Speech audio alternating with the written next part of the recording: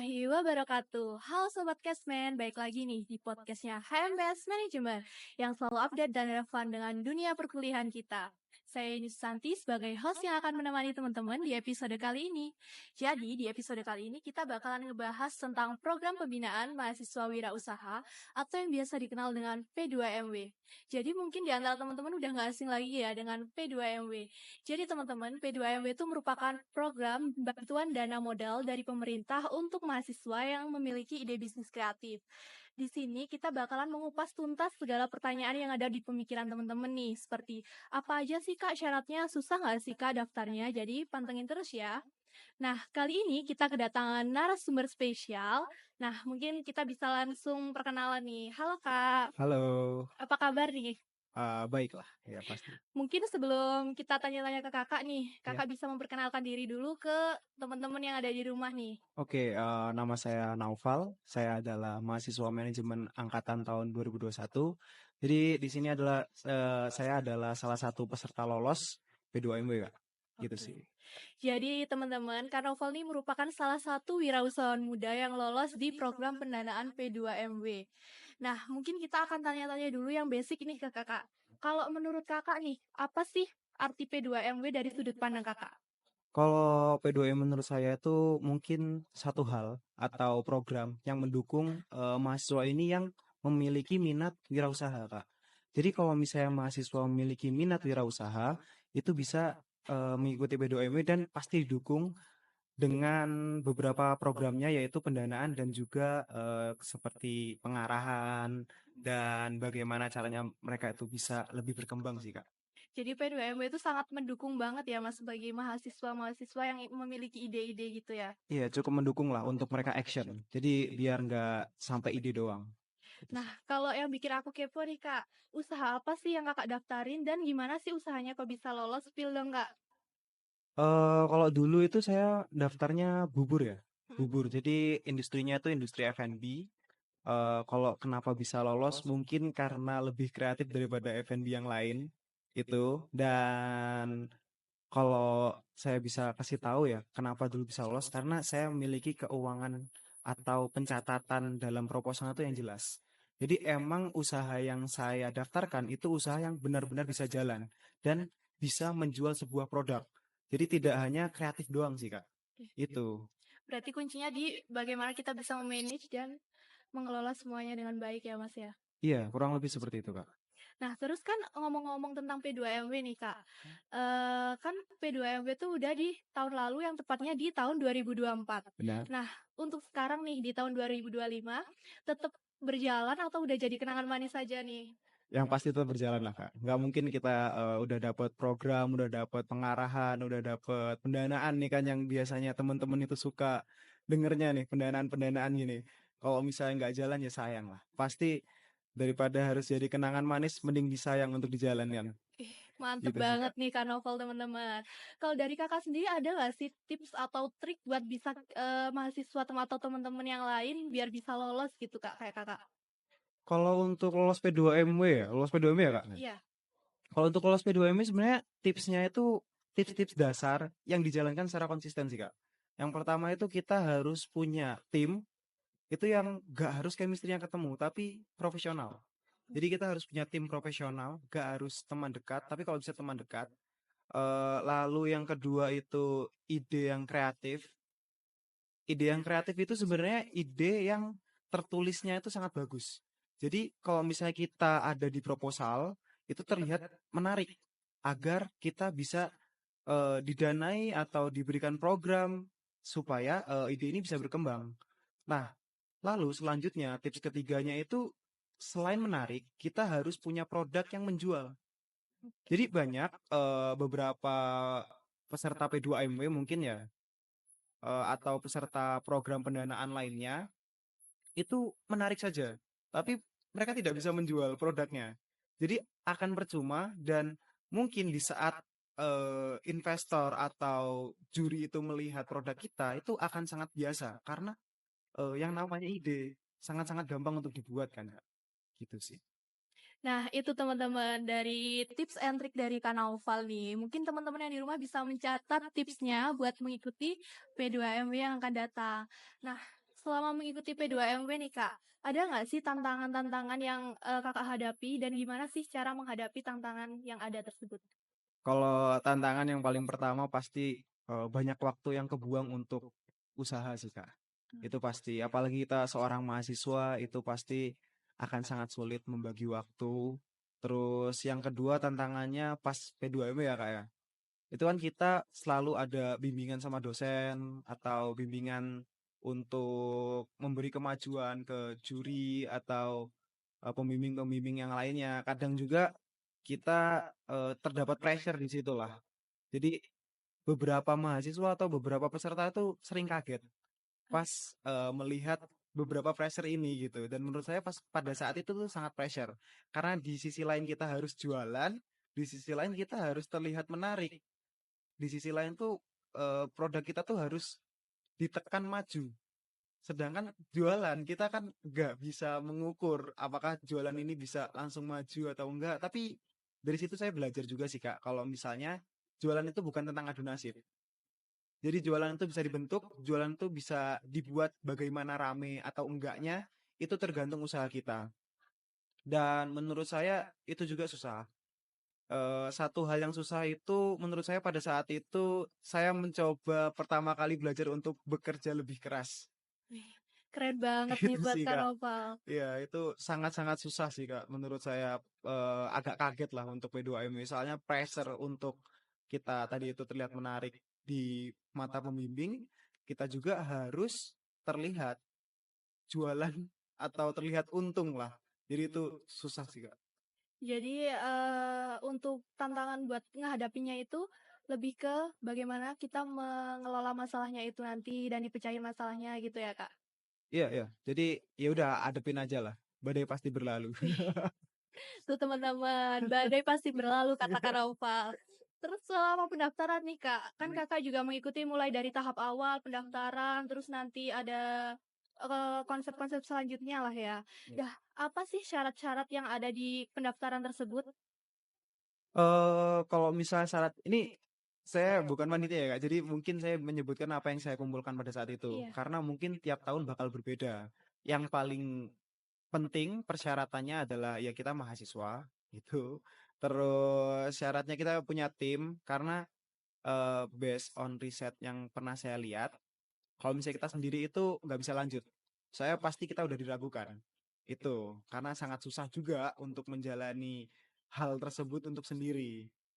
Lalu yang ketiga itu mungkin persyaratan kita punya ide untuk ide usaha lah, ide usaha yang bisa kita tulis ke proposal. Dan ide usaha itu ya harus menarik dan kreatif dan menjual. Itu sih Kak. Dan sebenarnya kalau menjual tuh nggak wajib ya. Cuman kalau saya sarankan untuk mungkin teman-teman nih yang lihat gitu kan mau ikut daftar juga itu harus menjual lah idenya lah. Jangan menarik doang. Gitu sih Kak. Berarti dengan bantuan modal kita harus bisa mengembangkan ide kreatif kita, terus juga kita bisa harus menjual produk yang kita jual. Bener, karena apa ya? Kita itu kan diberi pendanaan, diberi pembinaan, itu kan buat kita nge-start, kickstart-nya kita.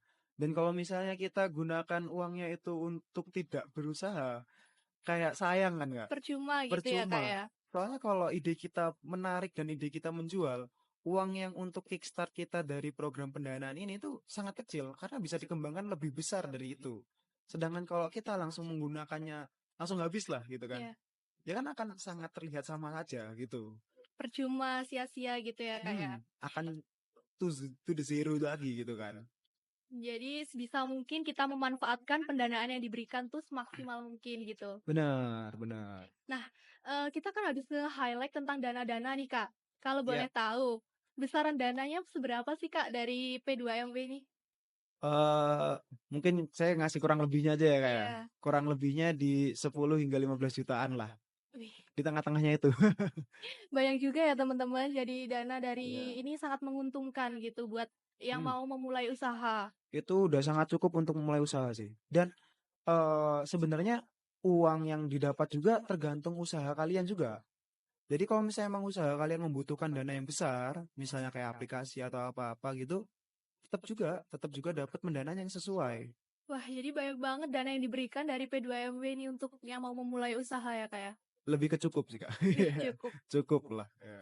Kalau kan ini kakak jual F&B ya tadi. Iya, jualan bubur. Iya, Ya, pada bubur yang ya. letaknya di basement Basement GKB GKB 2 2. teman-teman. Nah, kalau teman-teman mau berkunjung bisa nih buat dari kampus GKB 2 kita cari namanya apa Kak buburnya? Kedai Tong Jayakarta sekarang Nah, namanya. itu teman-teman nanti bisa berkunjung di kedainya Kak Noval. Iya. Nah, untuk F&B tuh cara pemasarannya yang efektif tuh gimana sih Kak? Dan pasti kan selalu ada tantangan-tantangan yang sulit kadang ya buat dihadapi karena pemasaran tuh naik turun ya Kak ya. Iya. Sebenarnya kalau misalnya dibilang pemasaran, kan kalau misalnya kita belajar itu kan ada yang namanya positioning, segmentasi, targeting kan, Iya. STP, ya kan, itu basic. Dan kekurangan kedai saya itu ada di positioning, karena di basement, nggak kelihatan. Nah, Nah, tapi saya menyadari bahwa untuk di industri F&B yang sekarang, itu kan ada beberapa marketing yang bisa kita kelola atau marketing yang bisa kita jalanin. betul, betul banget. Dan pada saat itu saya memulai untuk menggunakan digital marketing, menggunakan sosial media. Nah, karena sekarang kayak hype banget ya Kak, digital apa kayak sosial media tuh buat mempromosiin produk-produk yang kita jual. Benar. Jadi pas saya mulai bersosial media, kedai saya mulai upload di TikTok, upload di Instagram, itu sangat-sangat membantu lah. Mungkin kalau misalnya dilihat kayak, wah kok followernya belum banyak. Tapi kan kalau misalnya kita sebuah brand yang berjualan, kita kan sangat penting di brand awareness, yaitu pengenalan brand kita. Dan di situ cukup banyak akhirnya orang tahu sekarang saya berjualan di bawah, ada kedai di bawah, di basement yang dulunya katanya kantin yang pernah tutup Iya. atau gimana. Nah itu sekarang udah cukup tahu dan itu gara-gara sosial media. Bukan yang saya secara offline membagikan brosur gitu, Brosur gitu. iya. Itu sudah. Itu pertama tidak efektif, saya ucapkan kayak gitu.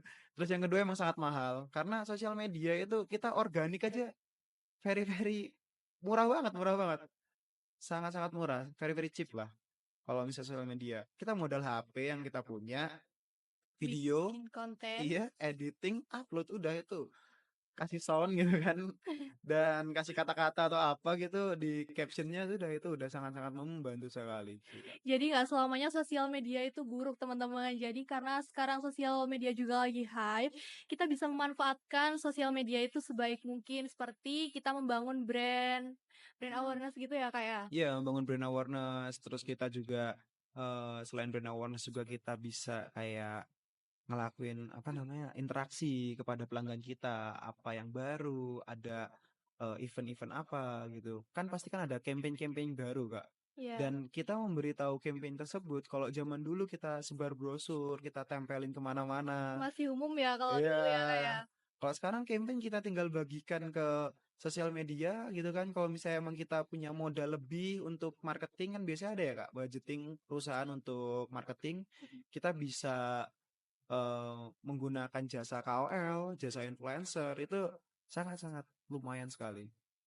Nah, kakak memanfaatkan nggak sih ini kayak digital media kan ada ya di UMM ya. Ya. Kakak memanfaatkan mereka buat mempromosikan atau gimana nih kak? Kalau ada kontaknya mungkin bisa. Wih, buat teman-teman digital media bisa nih menghubungi Kak Noval biar dikontak nih. Ya Nah, karena masih ada campaign baru lah gitu. terus nih Kak, kan Kakak ini sekarang semester 8. Semester 8, semester Nah, kritis. sibuk-sibuknya buat ngurusin skripsi dan juga bimbingan nih teman-teman. Gimana sih buat Kak Noval mengatur antara waktu berkuliah sama berjualan? Kalau mengaturnya sebenarnya ini tidak pasti ya. Cuman kalau mengatur waktu, saya ada cheat waktu itu selalu bangun pagi.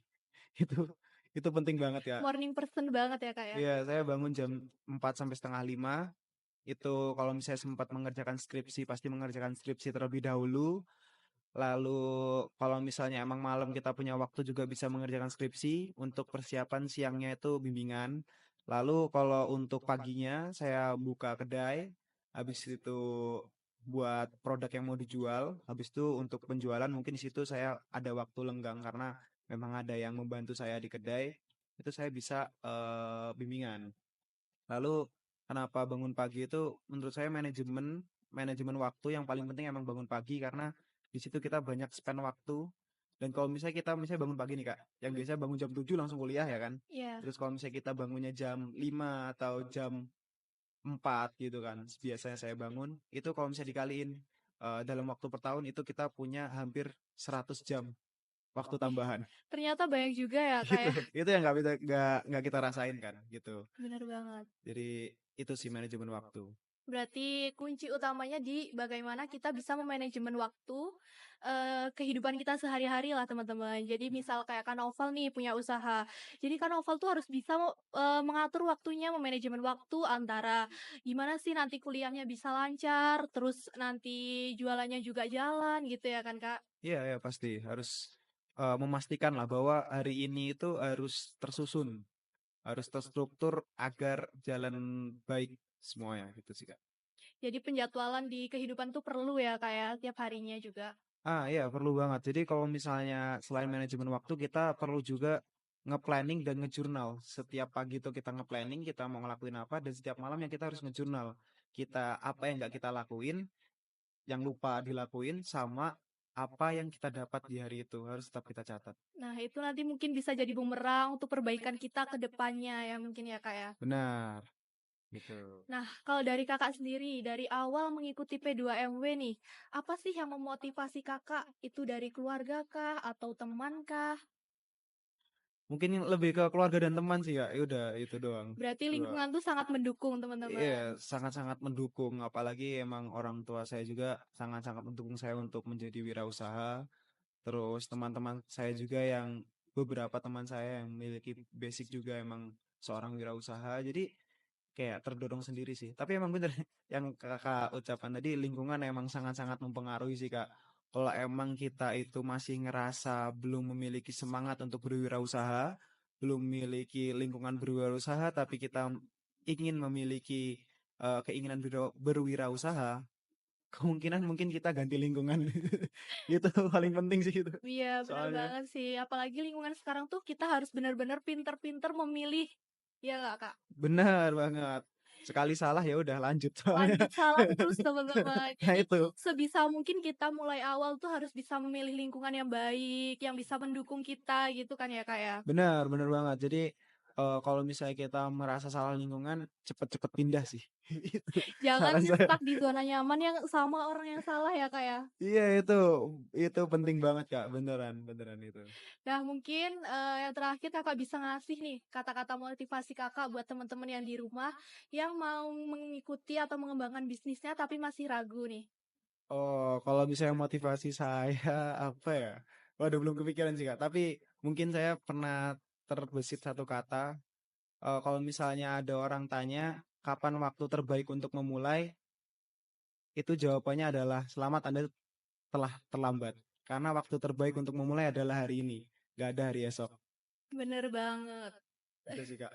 Jadi menurut saya tuh kalau dalam prinsip saya, kalau misalnya emang hari ini saya harus memulai suatu hal, harus memulai satu usaha, ya udah mulai aja gitu. Nggak ada yang namanya menunggu harus perfect, nggak ada yang namanya menunggu harus sempurna karena ya nggak akan bisa. Nah, karena semua tuh nggak ada yang sempurna, teman-teman. Iya, Semua pasti butuh usaha dan juga eh kerja keras kita lah buat iya. gimana nanti usahanya kita gitu ya kan ya Kak. Benar, kerja keras tuh penting juga. Yang penting itu menurut saya timing itu sih. Soalnya itu menjadi sebuah problem sih Kak. Yang tadi itu menjadi sebuah problem. Saya melihat teman-teman saya melihat beberapa orang yang kalau mau mulai itu harus perfect dan jadi overthink. Dan ujung-ujungnya akhirnya bisnisnya itu cuma jadi ide doang. Sampai dia lulus kuliah mungkin. Karena dia terlalu berpikir untuk sempurna terlebih dahulu sebelum mulai gitu ya Kak ya. Iya, harus berpikir sempurna, harus kayak misalnya dapat pendanaan P2MW itu masih kurang besar bagi dia uangnya atau gimana tuh Padahal banyak mereka banget. belum menjalankan, tapi mereka udah takut duluan gitu kan ya Kak ya. Iya, jadi kembali lagi ide yang bisnis yang jalan itu bisnis menurut saya tuh yang minimal ada satu kali transaksi di situ. Jadi sebelum bisnis itu memiliki transaksi itu bukan bisnis Bisnis. namanya, bukan usaha, bukan bisnis. Ya udah ide aja gitu, hayalan yang ada di otak kita aja gitu. Wah, itu teman-teman dari Kanoval mengenai penjelasannya Kanoval tentang P2MW ini. Nah, ternyata lebih seru banget ya teman-teman ngebahas lebih lanjut mengenai P2MW ini. Gak terasa saja kita udah di penghujung acara. Terima kasih buat teman-teman yang sudah menemani kami di episode kali ini. Terima kasih juga buat Kanoval yang sudah bersedia untuk Sama-sama. menjadi narasumber. Dan saya Nisa Santi pamit undur diri. Sampai jumpa di episode berikutnya.